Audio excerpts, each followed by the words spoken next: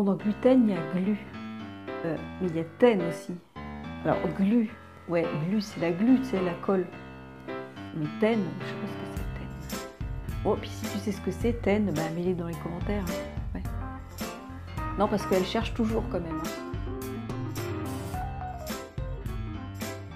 Bonjour mes chers Nutri-Conscients et bienvenue sur la chaîne Les Kiffs de Sandra où je suis ravie de vous retrouver aujourd'hui pour vous parler du gluten. Du gluten qui est une protéine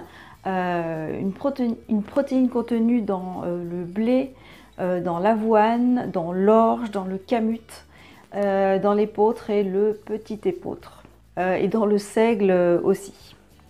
Cette protéine de blé, en fait, ce gluten a évolué au fil du temps et ça, il faut bien le comprendre, le concevoir pour pouvoir comprendre pourquoi c'est pas forcément bon pour tout le monde et pas forcément bon pour certaines maladies dont je vous parlerai un petit peu plus tard dans cette vidéo.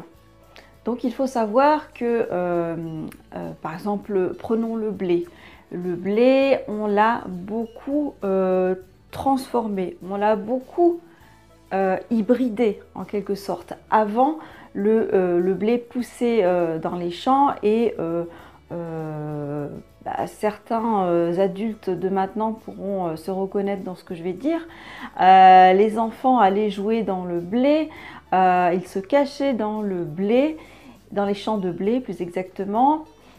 Qui était très haut. Maintenant, le blé, il nous arrive au niveau des genoux, voire même un petit peu plus bas. Parce qu'on l'a transformé, on a changé en fait l'ADN du blé. Les chromosomes, carrément les chromosomes du blé. Avant, il y avait 12 chromosomes. Maintenant, il y a plus de 40 chromosomes dans le blé. Alors, au départ, on ne peut pas dire que... Je ne sais pas comment dire...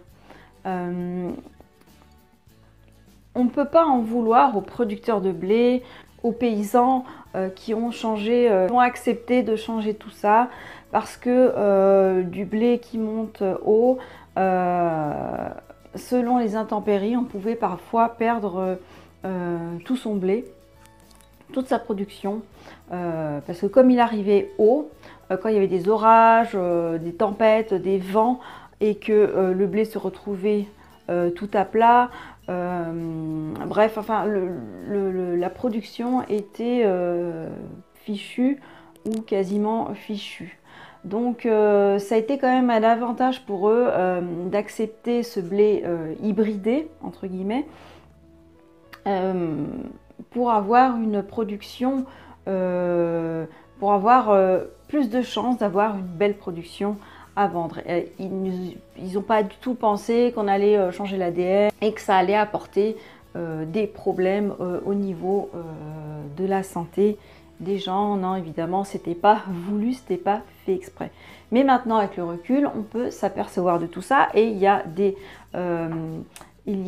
des paysans qui se remettent à faire pousser du blé ancien, des boulangers aussi qui vont commander ce blé. Notamment, je ne sais pas si vous avez entendu parler de ce boulanger à Cucugnan qui cultive lui-même son blé pour avoir du bon pain. Donc voilà, pour mettre un petit peu de vue globale sur ce gluten et pourquoi c'est embêtant maintenant et pourquoi ça ne l'était pas il y a 70 ans ou 100 ans en arrière. Parce qu'il a changé, il a évolué, c'est pas du tout la même chose. Il y a même des boulangeries, pour rendre un pain, une baguette un petit peu plus moelleux, on va rajouter, certaines boulangeries vont rajouter du gluten. Imaginez ce que ça peut donner sur la santé, c'est ce qu'on va parler maintenant. Alors avant de parler de certaines maladies, qu'est-ce que ça fait si on mange moins de gluten déjà? Donc déjà, si on mange moins de gluten et si on n'a pas, entre guillemets, de maladies détectées, déjà on a moins de ballonnement. Donc on a le ventre un petit peu plus plat. On peut, quand on arrête et où on commence à limiter le gluten dans son régime alimentaire, on peut aussi perdre du poids à calories égales, évidemment. Hein. Si vous mettez autant de calories de légumes ou d'autres aliments sans gluten, vous allez quand même perdre du poids. Vous allez avoir moins d'inflammation globale du corps, c'est-à-dire toutes les inflammations chroniques, comme par exemple quand on a mal aux articulations, mais toutes les inflammations chroniques du corps qui peuvent déclencher certaines maladies à force d'être chroniques, quoi. Les maux de tête, moins de maux de tête, donc ça c'est quand même aussi intéressant. Voilà en tout cas pour moi ce qui a pu changer du fait d'avoir fortement diminué le gluten. Comme vous me connaissez, je suis en mode flexible, donc je n'ai pas arrêté totalement, donc c'est pas ce que je conseille forcément. Mais il y a une phrase assez intéressante de Marion Kaplan, qui est quand même une spécialiste sur le sujet, je vous conseille d'aller voir ses vidéos, et qui dit « Ce n'est pas parce qu'on digère le gluten qu'on le tolère ». Donc faites bien attention quand vous arrêtez le gluten, quel changement ça vous fait dans votre corps et si c'est vraiment intéressant quand même de ne plus avoir tous ces symptômes que vous aviez avant. Même si c'est que des ballonnements, et ben, ça peut être intéressant de se sentir quand même plus léger dans la vie, on va dire. Voilà, alors après, il est conseillé quand même pour certaines maladies auto-immunes d'arrêter le gluten. Alors les maladies auto-immunes, c'est le diabète de type 1. J'avais pris des notes, attendez.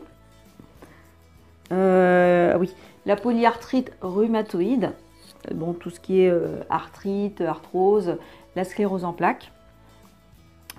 Donc le syndrome du côlon irritable, les maladies cœliaques, enfin cœliaques, je ne sais pas comment, il y a des gens qui disent cœliacales ou cœliacales, et aussi la maladie de Crohn, hein, ne pas confondre avec la maladie cœliaque, c'est assez proche, mais en médecine c'est quand même très différent. Je ne veux pas rentrer dans le sujet de la médecine parce que c'est pas mon domaine, hein, demandez conseil à votre médecin. Alors évidemment, on va pas se mentir, le gluten, c'est aussi un effet de mode dans le sens où évidemment les industriels se sont emparés du sujet pour pouvoir vendre plus de produits. Donc, ils vont parler oh, le gluten c'est pas très bon machin pour pouvoir vendre leurs produits. Donc il y a un effet de mode à ce niveau là pour vendre d'autres produits, mais d'autres produits parfois qui sont plus dangereux que le produit même, que le blé même transformé, comme par exemple certains produits qui sont vendus, certains gâteaux, certaines farines toutes prêtes. Si vous l'utilisez pour dépanner une fois par an, c'est pas gênant. Mais si vous utilisez toutes les semaines certains produits sans gluten, c'est pas très très bon. Moi, je vous conseille d'avoir votre propre mélange. Je vous conseille de faire vos propres mélanges de farine sans gluten, par exemple riz, sarrasin, fécule de maïs ou de pommes de terre. C'est un très bon mélange, hein, mais il y en a d'autres. Un jour, je ferai une vidéo sur le sujet. Mais faites attention, c'est un petit peu l'arbre qui cache la forêt. Ne tombez pas non plus dans le panneau de changer un produit pour un produit encore pire, dans lequel on a peut-être ajouté des cols, des additifs qui sont encore moins bons pour la santé. Donc soyez attentifs et lisez bien les compositions avant d'acheter. Encore une fois, faites au plus simple, vraiment cuisinez vous-même, sachez que ce que vous mettez dans votre alimentation, sachez ce que vous mettez dans vos recettes. Cette chaîne, elle est là pour ça, pour vous donner des conseils chaque semaine sur le sujet de l'alimentation en mode flexible, vraiment rester en mode flexible sur le sujet et bien tester si vous vous sentez mieux. Alors parfois il faut du temps pour voir une différence, parfois on a besoin moi j'ai eu vraiment une différence sur moi, sur certains symptômes au bout de 6 mois, de plus de 6 mois. Donc, et puis il y a des personnes qui vont voir la différence au bout d'un mois et qui vont être très contents d'avoir changé leur alimentation. Je vous conseille un livre sur le sujet de Julien Vénesson que je vous mettrai dans la description et qui s'appelle Gluten, comment le blé moderne nous intoxique. Comment le blé moderne, pardon, nous intoxique.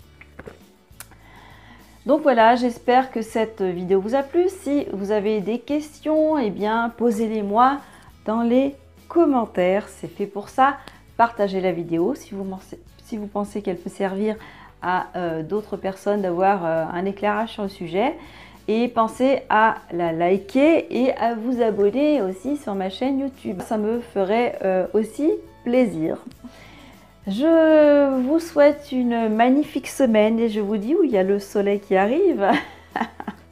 Je vous souhaite une magnifique semaine et je vous dis à la semaine prochaine. Bye bye!